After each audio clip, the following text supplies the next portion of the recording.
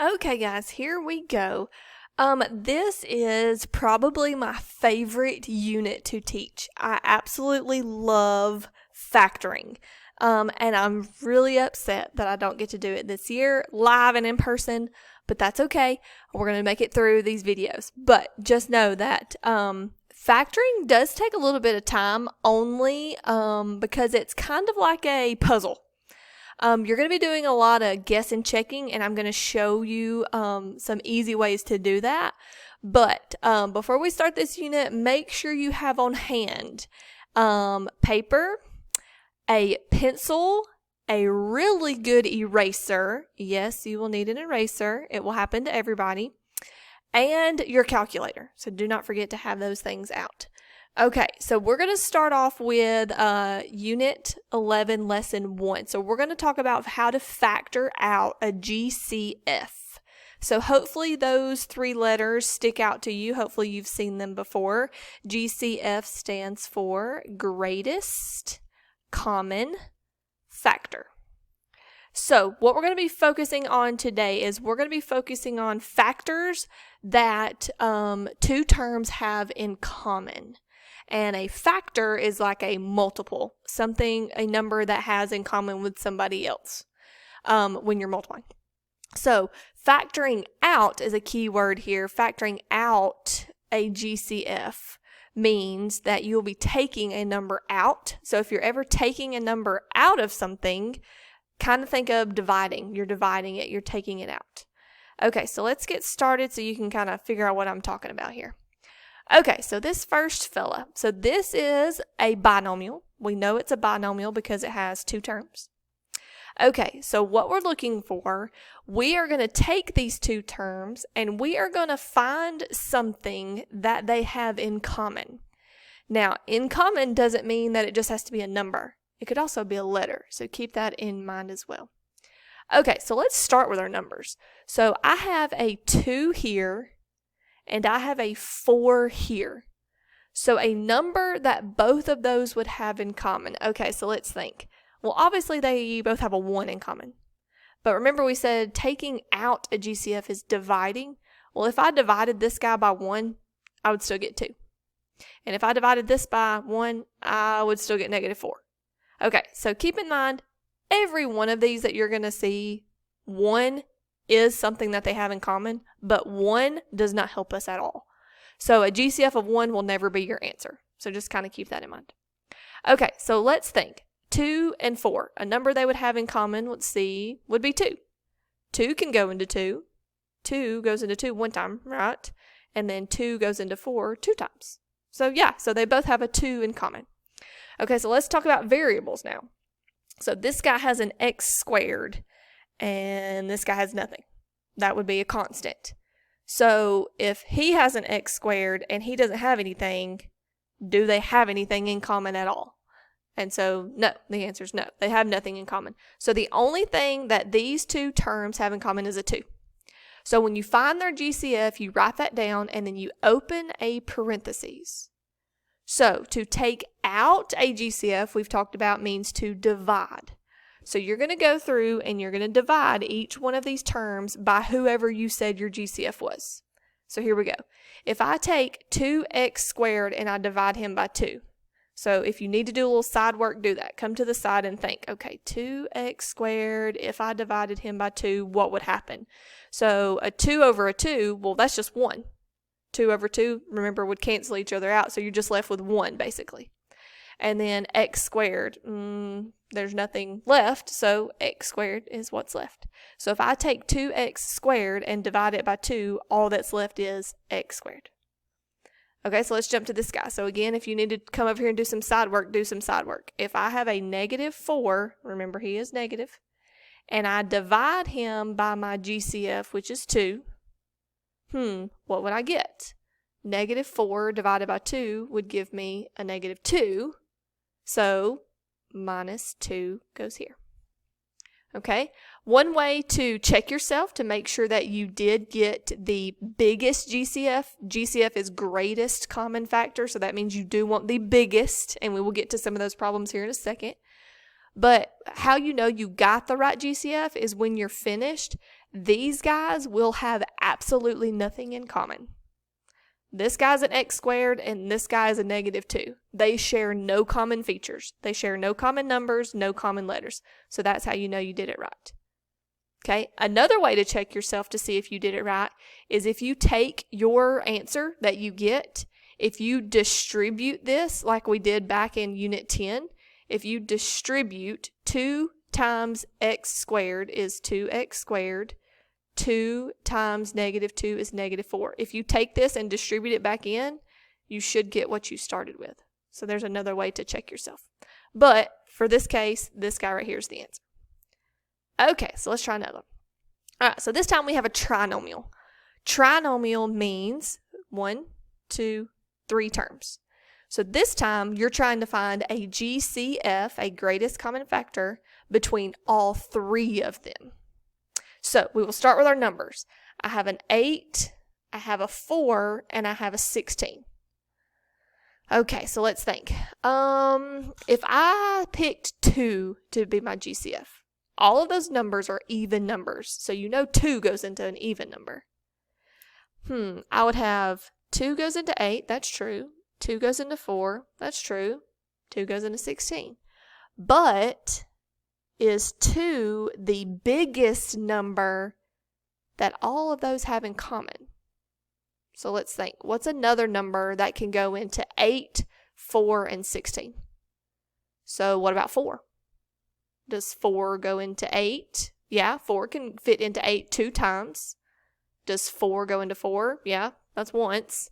Does 4 go into 16? Yes. Okay, so here's an example of they do have common numbers, but it needs to be the biggest. So the biggest number that goes into 8, 4, and 16 is 4. Okay, so now let's go to our letters. We have an x cubed, an x squared, and an x. So do those have anything in common? Okay, so they all have x's for sure. Each one of them now has a variable. But how do I pick the biggest common factor, the greatest? So think about money in your bank. Okay, there's 3 of these guys. Can I go to this bank that only has 2 and can I take 3 out? No, you'll be in the negative. Can I go to this bank and take 3 out? No, because there's only 1 there. Sorry. You only have $1 to give. So what is something that all of these have in common that you can take out? The lowest, x. Okay, so kind of a shortcut hint to that one. If they all have a variable, the GCF will be the lowest exponent because you can't take $3 from $1. That doesn't make sense. All right, so here we go. So GCF means you divide. So I'm going to take each one of these, divide it by 4x. And again, if you need to do some side work, please do that. So 8x cubed divided by 4x. So if I do 8 divided by 4, I get 2. And if I do x cubed divided by x, so this goes way back to Unit 9 when we were actually in school. If I have an exponent over another exponent, I subtract them. So if I have x cubed and I take away x1, that leaves me with x squared. Okay, bump down to here. So now I'm doing -4x squared divided by my GCF of 4x. So if I do -4 divided by 4, that gets me -1. And if I do x squared divided by x, that would just give me x. So basically this 4 cancels this 4, leaves you with the negative. And then x squared over x, there's only 1 here, so you subtract 2 minus 1 is 1. Okay? All right, and then the last one, -16x divided by my GCF of 4x. So if I do -16 divided by 4, I get -4. And if I do x divided by x, so you can kind of look over here at this one, -16 divided by 4 is -4, but x divided by x, 1 minus 1 cancels out. So he's gone. All right, so once again, there's your telltale sign to figure out if you've got the right GCF. None of these numbers have anything in common. The 2, the -1, and the -4 all have to share something in common, and these don't. So that's your answer. All right. Now we've got negative 14x and negative 12x squared.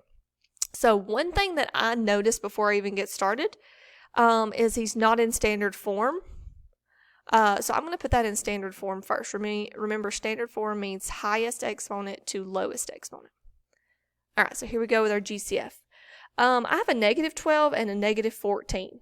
One thing that I do notice here, they're both negative. So if they're both negative, that's something they have in common. So that would be part of my GCF. So what's a number that goes into both 12 and 14? So let's say I pick 4. 4 goes into 12, does not go into 14. What about 6? 6 goes into 12, 6 does not go into 14. Okay, what about 7? 7 goes into 14, but 7 doesn't go into 12. So the biggest number that they have in common is a 2.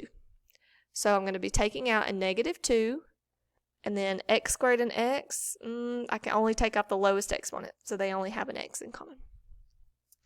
Okay, so now let's divide. Negative 12x squared divided by negative 2x. So do your numbers first. Negative 12 divided by negative 2 is 6. X squared divided by x is x, because you take 1 away. 2 minus 1 is 1. All right, negative 14x divided by negative 2x. So negative 14 divided by negative 2 is a positive 7. And then x divided by x, nothing. So you're just left with 6x plus 7. Okay, all right, last one of these guys. Let's see. Start with our numbers, a 3, a 2, and a negative 10. 3, 2, 10. I can't think of any number that they have in common. 2 goes into 2 and 10, but 2 doesn't go into 3. So they don't have a number in common.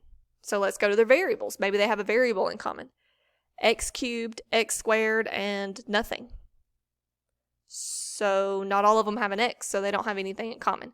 So this one is no GCF, or already factored, or factored as low as can go, however you would like to say that. Okay, let's look at this guy. All right, so this one's kind of tricky because of all the parentheses, but this is in fact a binomial. Here is your first term. There's your plus sign. Here's your second term. So it actually is a binomial. There's 2 terms. So let's look and see what they have in common. So this guy has a 5 and then an x plus 2. And this guy has a 3x and an x plus 2. Okay, so they both have an x plus 2. They both have a parentheses x plus 2. So that means that guy is their GCF. That's what they have in common. So x plus 2 comes out. He's our GCF. Open a parentheses and divide. So if I've got 5 x plus 2 and I divide him by my GCF of x plus 2, well then all of this cancels each other out and you're just left with the lonely 5. And then do the same thing here. If I have my 3x times x plus 2 divided by my GCF of x plus 2, then all of those cancel. And you're just left with 3x. And there you go. All right, last one. Again, you have 2 terms. Here's term 1. Here's term 2. All right, so let's see what they have in common. Negative 2b and then a b squared plus 1. And then this one, remember, has an understood 1 here and a b squared plus 1. Oh, so they both have a parentheses b squared plus 1. So b squared plus 1 would be my GCF, so he comes out front. Open up a parentheses and divide. So negative 2b, b squared plus 1 divided by my GCF of b squared plus 1. So all of this cancels each other out, leaves us with a lonely negative 2b, so he goes here. And then my second one over here, I have b squared plus 1 divided by b squared plus 1. Well, b squared plus 1 over b squared plus 1 just leaves you with a positive 1.